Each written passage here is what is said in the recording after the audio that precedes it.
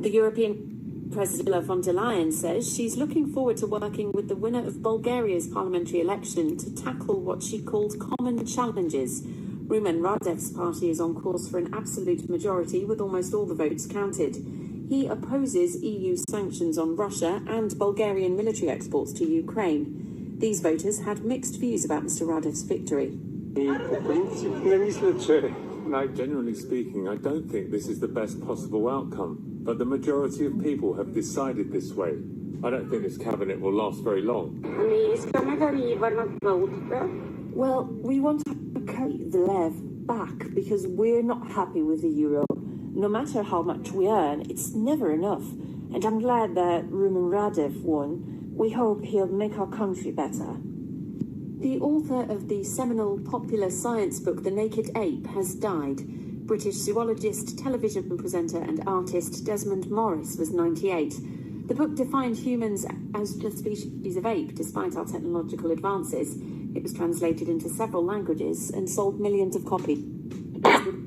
Around me here in the newsroom have been keeping a very close eye on them, but we wanted to start the programme today with an important BBC investigation which focuses on Kenya and the town of Nanyuki, which is home to one of Britain's largest overseas military training areas. Over the years, nearly 100 children have been fathered by British soldiers there. Many of these children have grown up not knowing their fathers who left and returned. We're going to look at the BBC World Service investigation into this, which used, and the reporter behind the story, Ivana Davidovich, is in front of me.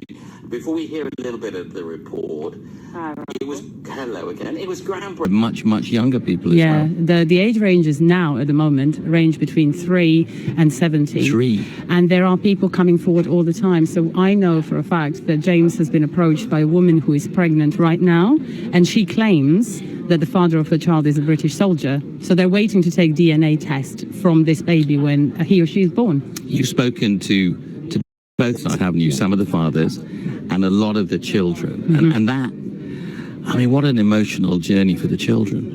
It's incredibly emotional journey because it's several things to them. It's a sense of lost identity. They don't know the other half of them. So not in all cases, I must stress, but in many cases they are mixed race because the British soldiers were white, not in all cases. And I remember watching a documentary, there was a scene in there where one of them talks about how difficult that was. From where growing up. Because in a more rural Kenya, being a mixed race person indicates that you have a white parent and then maybe you're quite wealthy.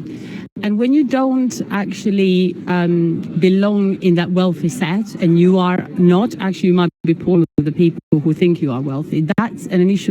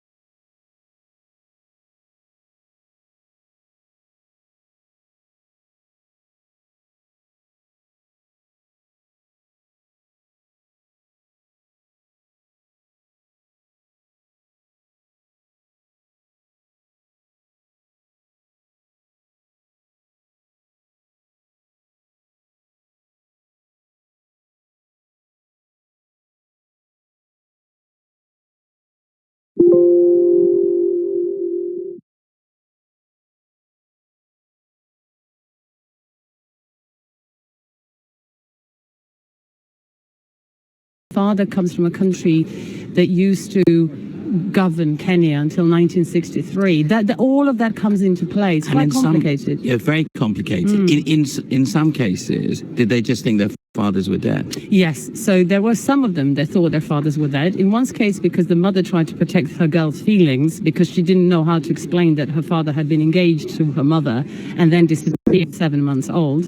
And then there were some where the girl believed that her father was dead because allegedly the British soldiers who were serving with the father passed on the message that he died in duty. So there were all these cases where there was an 18-year-old girl who just thought all of her life that she was an orphan, discovered her father was alive. We all like happy endings, and there was that. We heard in the report they have a father and a daughter communicating again. Yeah. That's not always the case, though, is it? No. Sadly, lots of the fathers, some of them attempted communication with their children, and then...